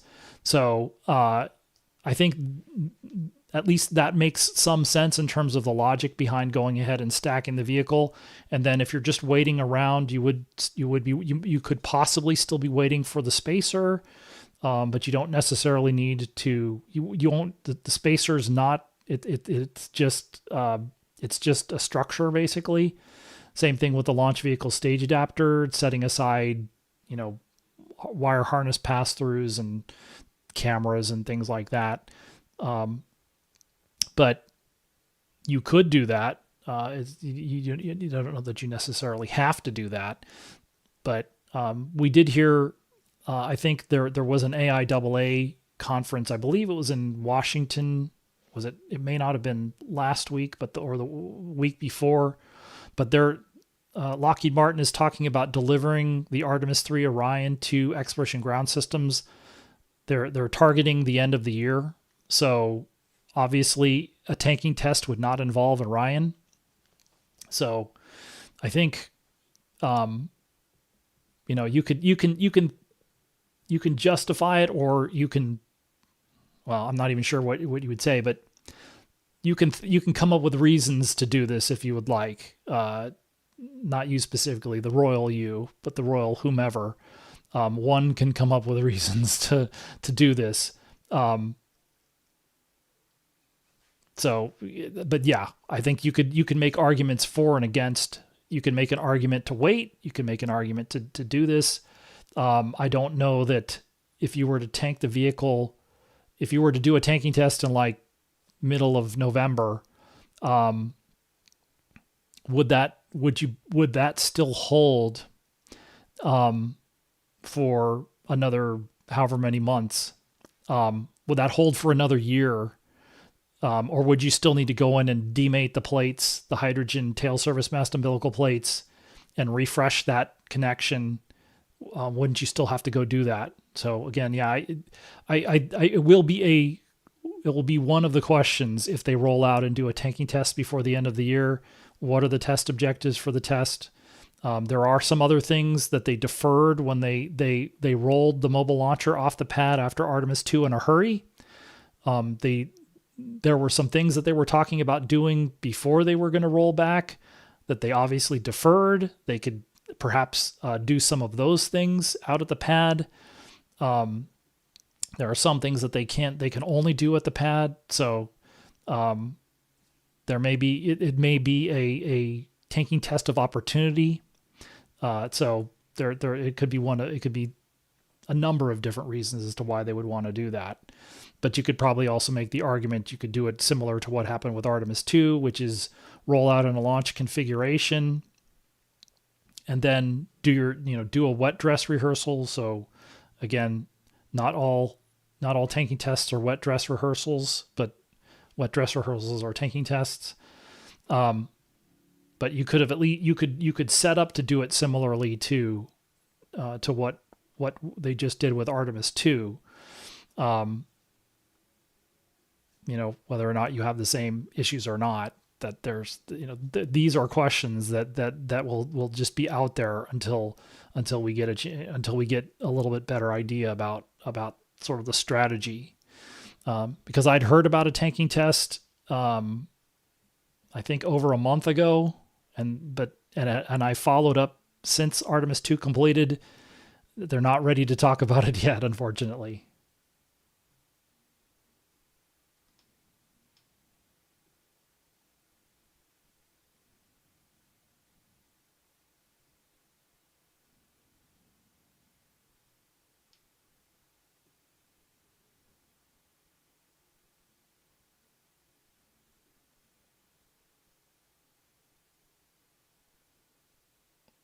Oh, just a lunar surface station.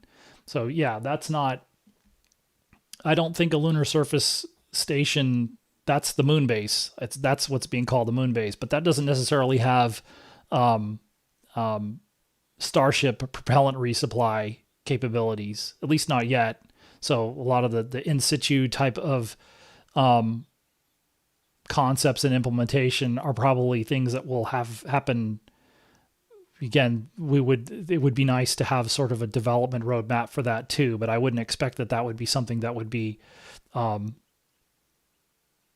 they would field that right away. And of course, Starship, the fuel that Starship uses, I think, was more thinking along Mars Mars lines, so to speak, and doing in situ on Mars than doing in situ on the moon.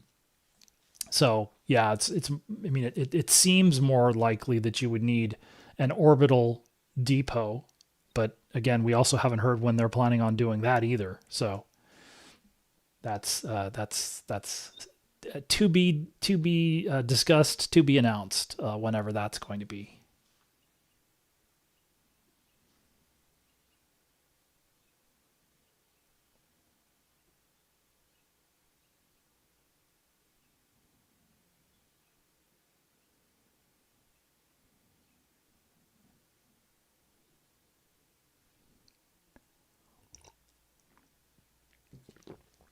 So yeah, I'm seeing.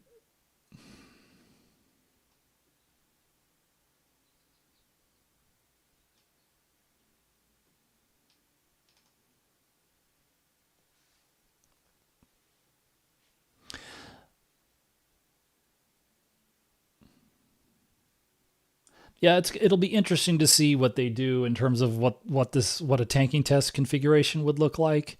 But it would definitely look. There was I well, we've seen some pictures of it. It will definitely look. It'll look a little funny, but because they already have weather covers for the forward skirt of the core stage, and of course they demonstrated those at Stennis in the B test stand in the B2 position there way back when. I guess it's called I think it's called the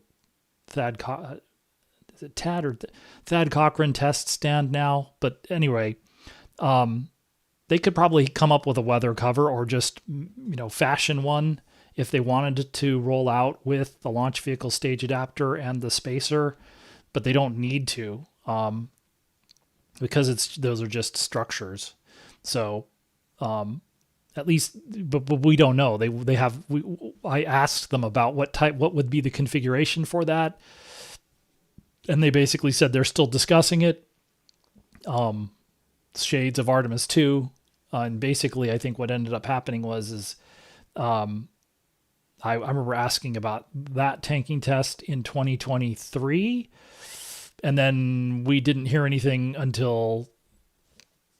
I believe they didn't really say anything about it for another 2 years almost until they basically were all done. So hopefully they'll be willing to be a little bit more open about what that configuration will be. I guess and if not, then we'll find out when it rolls.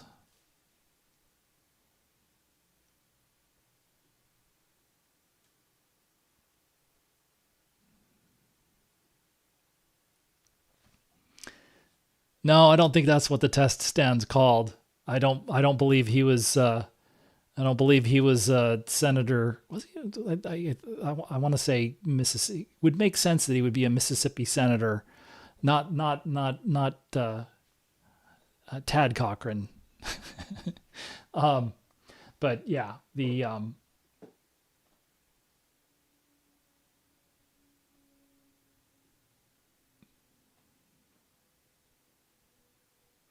yeah. So some of these yeah, some of these sites need, or some of these claims need a little bit of citation. So we don't know what the current capabilities are, the stated capabilities are for, other than concepts for Starship HLS or Blue Moon Mark II. Like we know more about Blue Moon Mark II concept than we do about the concept that they're planning on competing for this accelerated, quote unquote, accelerated, now Artemis 4 contract. So, let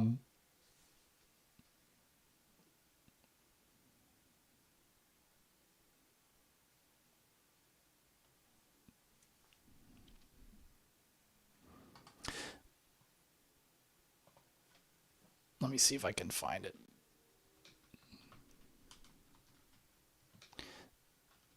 Oops.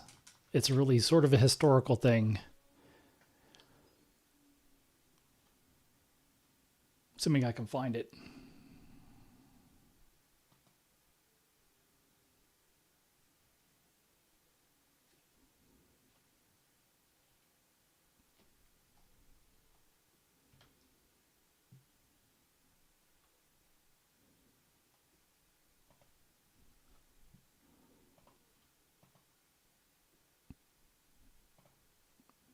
So yeah, this is the.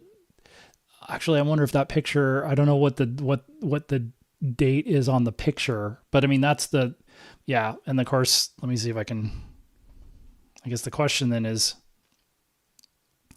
but I believe he was the.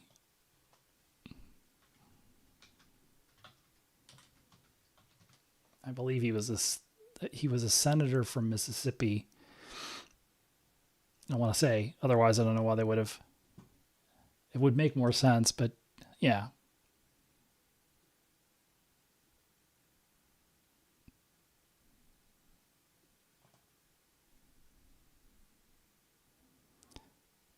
Oh, that doesn't work. Oh, no, that's interesting.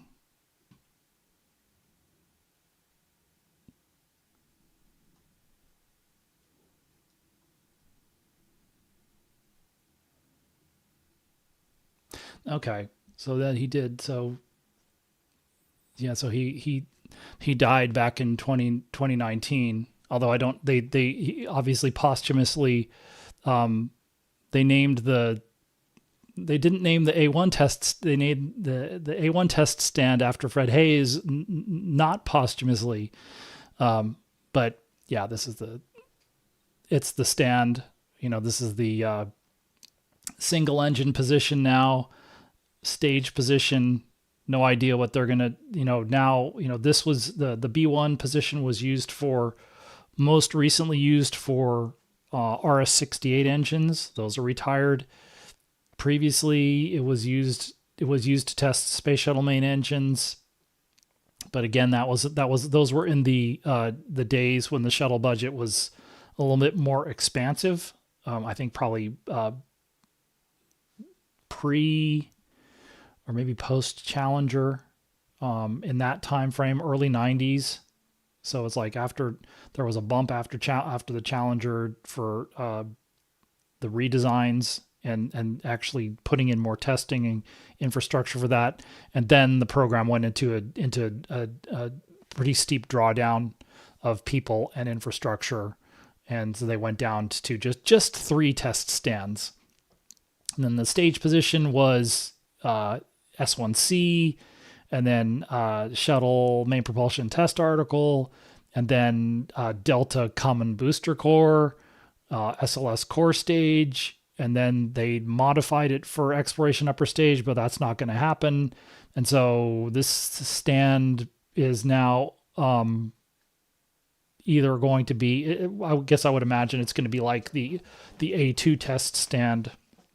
It's probably going to end up being offered for commercial use at some point, because it's, again, as we're talking about the NASA, the government is winding down a lot of their government funded stuff. And so I would imagine, again, the Stennis will probably remain a government owned land area, but they'll just lease out the test facilities for use.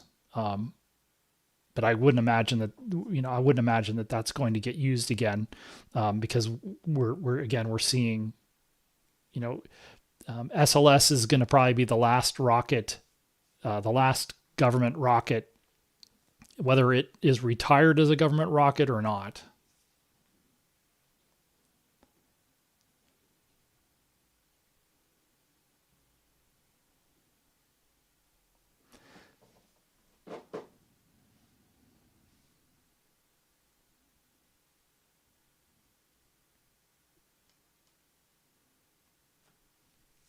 I guess is possible. So JC's asking about, I don't think funding for, well, that, I mean, again, that's going to be, we'll see. So, um, they were planning to,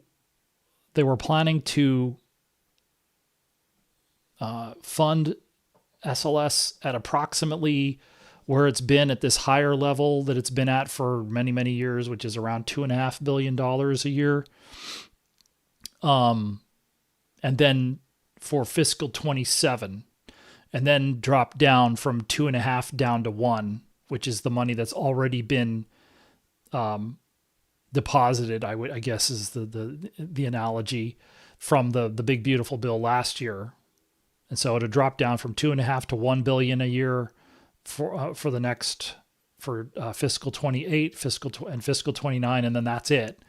And so I would imagine, given that the White House was supporting that higher level, they were expecting any money that needed to be done for or integration of Centaur 5 with SLS would be in fiscal 27, or would it run through fiscal 27? So that's probably what they're thinking. But, again, we don't, the decision to sole source that upper stage to Centaur, to United Launch Alliance and Centaur 5 specifically, just means that they move into contract negotiations. And of course, the terms have sort of changed already, assuming that they're going to save that interim cryogenic propulsion stage that they're not flying on Artemis 3 for Artemis 4. You're already down to that justification for sole sourcing was for 2 flight units and a spare. So I would imagine that going with the spacer on Artemis 3 and all of the knock-on effects changes the negotiations and possibly changes the negotiated terms for that contract for Centaur 5. So, we'll just have to see. We'll have to see. And again, I haven't heard. I was hoping to hear more about how that was going. But like a lot of things, we're not really hearing. We're just not hearing very much.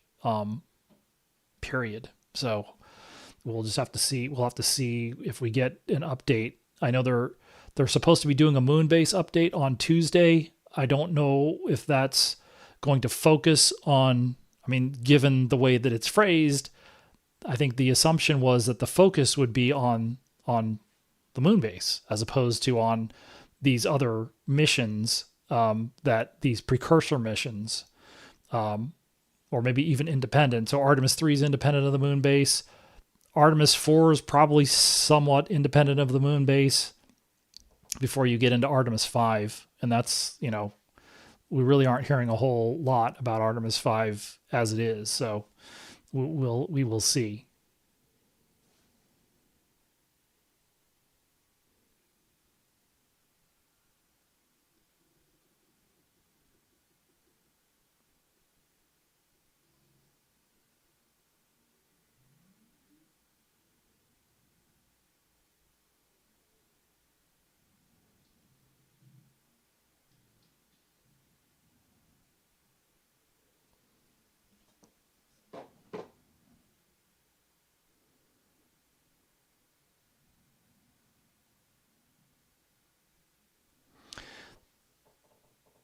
I think, well, if you're talking about offering that test stand up at Stennis, it's similar to, I think, you're basically, it's sort of a request for that. They might put out an RFI for it and a request for information. I think they would need to do that, but I think they will be, the obvious other thing to do would be, if they can maintain the structures for a while, then and at a relatively low cost, maybe they can keep that within their budget. But then if not, if there's no commercial interest, I would think at some point they're going to have to demolish it to some degree. we'll see. I mean, it's all of those stands are tied to that. There's a huge water facility there. So, I would imagine that before they demolish it, that they would put out a request to industry to see if anybody's interested in taking over and using those facilities. You do have waterway access for if you wanted, if that made any sense. So as opposed to Mojave, there's a little bit, you have to get things to Mojave. So there's that issue as well. So, but yeah, I don't know that there's anybody I don't know that there's anybody that's been heavily advocating for that. It's just that was it Relativity that took over the A2 test stand? And so that was those stands were originally, I believe the A1 and A2 test stands were originally set up as stage test stands for the S2 stage of the Saturn V. And then those were both converted to single engine test stands. And now Relativity, if I've got the company right, was converting the A2 stand back to a stage position, a stand to test a stage. So, but again, that's up to them, what they do.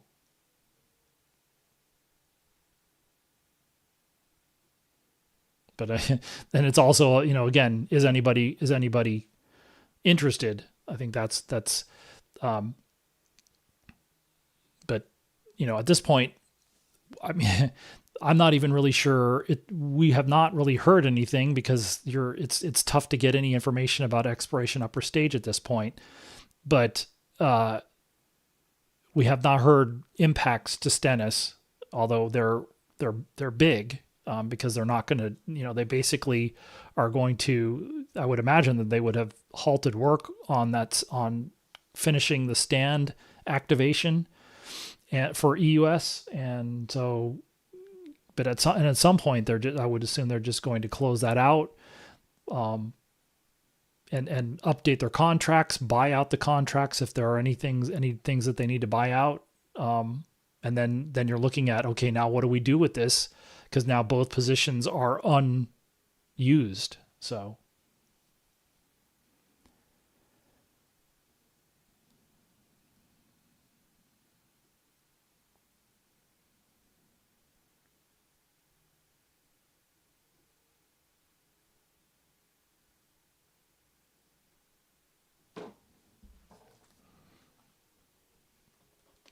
all right. So let's see. We're about 2 hours, and mostly talk. So I mean, I think mostly I'd say there's more chat about chat, I would say, which kind of makes sense. We're waiting to hear what happens we're waiting to hear sort of more post-flight takeaways from SpaceX and what are their plans. Obviously they're going to fly another flight, but we don't know timing wise.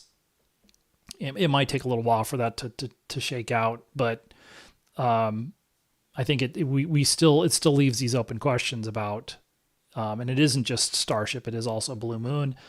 We did hear that the Federal Aviation Administration, which is regulating commercial space right now, so they accepted the mishap report from Blue Origin about the New Glenn 3 second stage in-flight failure, I guess, failure to restart after it was on orbit.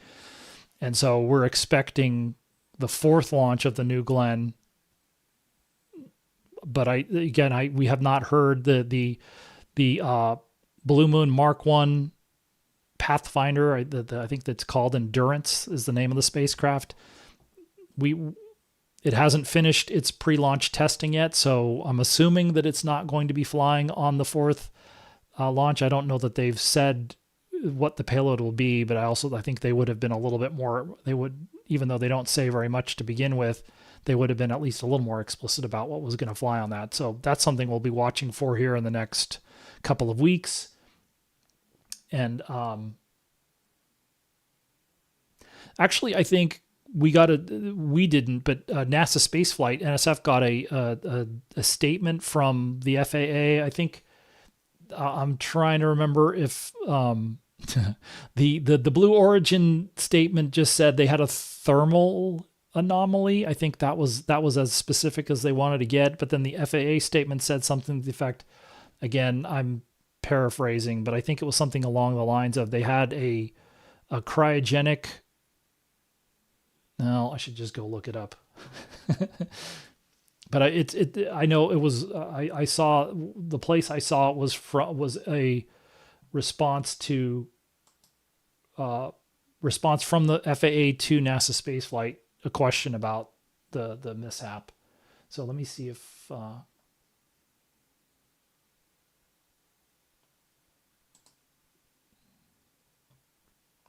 yeah, it was a leak, but I think it was it caused a hydraulic.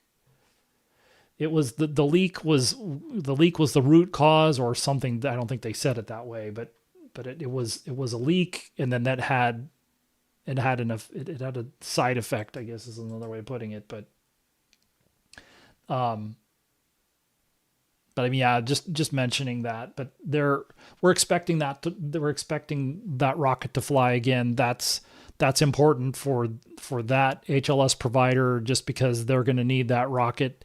That rocket will be part of the readiness to fly for Artemis 3, along with the spacecraft, whatever that spacecraft happens to be. So I'll be watching that, and I think for the Artemis 3 SLS and Orion. For SLS, I think we're kind of waiting to see when the engines for the core stage show up at Kennedy Space Center. And then for Orion, we're waiting for the heat shield to be mated to the crew module. And I know that the service module is doing its final integrated test, major integrated test, the acoustic test, the direct field acoustic test. And we've seen pictures of that. But so that will, once they complete that test, that's already essentially assembled and ready to mate with the crew module.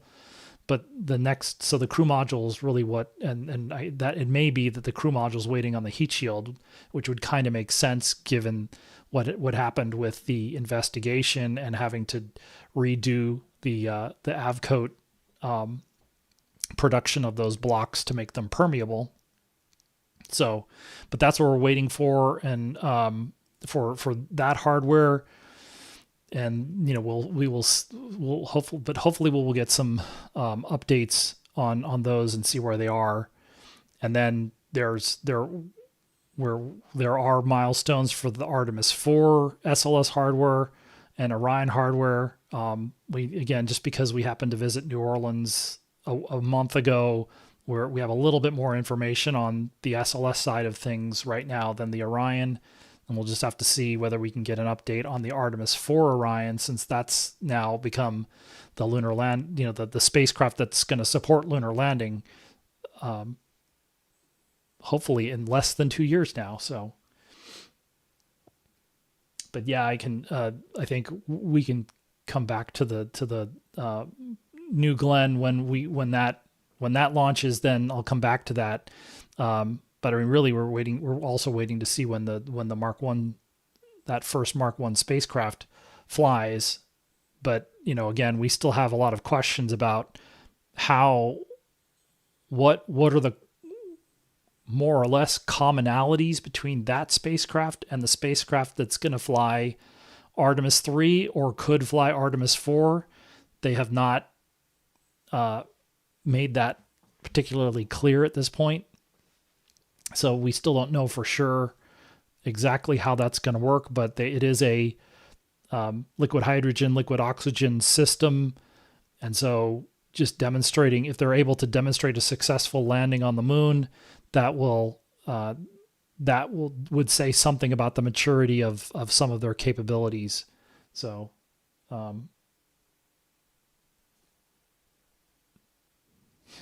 so we'll have to see what happens with, we'll have to see what happens with that. and we'll see what we get in the Tuesday briefing / news conference. Again, I'm not really sure if that's going to be, I think that's going to be more, if you looked at the reorganization, there was a little bit of a delineation between the moon base and Artemis. And so they're related, of course, but if this is focusing on moon base and that program versus Artemis and that program office that's been set up, it could, there may not be a lot of overlap in terms of updates on Tuesday. So we'll just have to see. We'll have to see what happens with that. But otherwise, I guess I'll hang out here for a second if anybody has any final questions. But otherwise, we'll see if next week, it's of course going to be a short week, another holiday week, so to speak. So it might be another slow news week, in which case I might just opt to do this again if there's not very much to report on specific to Artemis. We'll just have to see what happens with that. I mean, I thought, so Joker's asking about the reorg. I guess my takeaway, my basic takeaway was that I was expecting it, considering Mr. Isaacman has given what's been reported. You know, remember that there was something that was leaked by somebody else about his plans coming in. What was that called? Project Athena. But it makes sense that he would reorganize to, I would assume this is a better fit for what he wants to do and how he wants to run the agency than the previous organization. And so I also wouldn't be surprised if the next administrator and the next administration does another reorganization to optimize for the work that they're doing when they get there. But it does make sense in that it does make sense viewing it that way. That this is more compatible with the way he wants, with his goals and the way he wants to operate. So that was kind of my takeaway. I don't know. Again, I did see, I mentioned it at the top. I'm going to be very curious, just because it's unfortunately been a huge, well, that's not fair, but it's been something that has been there and obvious for years, which is the communications have been, there have the level and period, frequency of communications with the public has been, have not as desirable as I would say, I would be looking for. So I'm hoping there's going to be more updates, more detail, more frequently. And so I'll be curious to see if the initiatives that they talk about with communications do that. Another way of putting it would be, will more information be more easily available to the public after this, or will it be the opposite? And so, and again, to be fair, the reorganization is not being done for the public. It's being done for internal operations, but it's hard.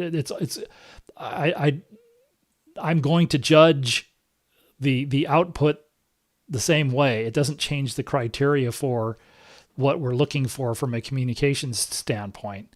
So like there are reasons why, so I understand, for instance, why some of the Artemis 2 imagery is taking a long time to process, because there's more of it. So you had Artemis 1 took a while, but there were no crew photos. So was it 10,000? The crew took in the approximately 10,000 photographs on the mission. So you have that on top of the regular set of imagery, which all has to be processed. It all has to go through legal reviews, et cetera, et cetera. So I understand that more than why basic questions can't be answered, other than the whole, well, we cut our staff in half, or we cut our staff, we significantly reduced staff. So there's less of us, which means we're less responsive. So we will see if we'll see if that changes. Hopefully, they can be more responsive to questions, and whether that's because of the reorganization or not is more a detail for them than it is for us. It's still about being responsive and more frequent with our updates. More frequent, more details. We'll see if that happens.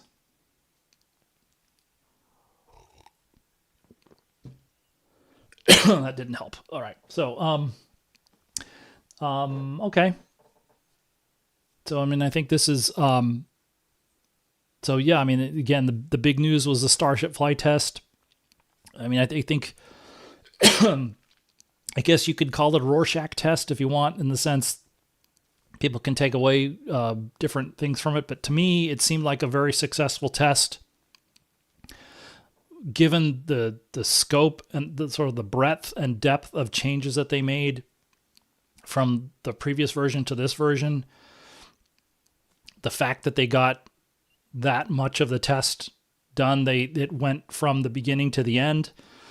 They didn't necessarily get all of the tests in there, but again, a much more complete test was executed on Friday than the first flights of the other versions. And so you can see where they're making, it seems like, again, like the ship thermal protection and the ship entry, descent, and landing navigation is maturing. Now, that'll be an interesting thing too, because you have recovery and reuse, and then you have rapid reusability, and it's hard to tell where putting that in a sort of a timeline. Putting that in that context is harder to do. But again, I thought that the demonstrations on this, you can see them iterating and improving some of these. And so, obviously everybody will be watching again when we get to Flight 13, and to see how they've, what they learned about the new propulsion systems within the stages, and then what they learned about the engines and all of that. But again, there's almost independently of that, what's the plan for the rest of the year? What are the schedules for HLS? When are they going to be readiness for that? How many steps do they have to take between here and there to get to that? So, and I don't know that we really, similarly to Artemis 2, other than the fact that Artemis 2 was completed and the outcome obviously is critical, but it didn't speak to preparations for Artemis 3, for instance, building the other hardware, when that hardware would be done, schedules for things like that. So yes, the mobile launcher, the hardening they did for the mobile launcher was successful, but it didn't really speak to the schedules for when they would start stacking, blah, blah, blah. So if the flight test isn't going to say anything about that, we need to hear NASA or SpaceX speak to that specifically. And so, we'll see if that happens after this flight test or not.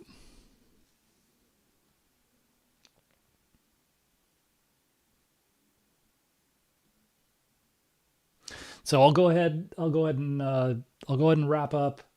Thanks everybody for joining the live stream. Thanks for your questions. Thanks for your time. Like the live stream if you thought it was informative. I'll be doing the regular members live stream in the middle of the week, and then we'll see what happens, what kind of news there is coming up for this next week, about whether to just do a live stream again on Sunday next week, or whether there's enough material maybe we'll learn more about the Starship flight test or the HLS schedule or something else like the Orion and SLS schedules. But anyway, thanks again for your time. Thanks for your questions. Thanks for the information in chat, and I'll see you guys next time.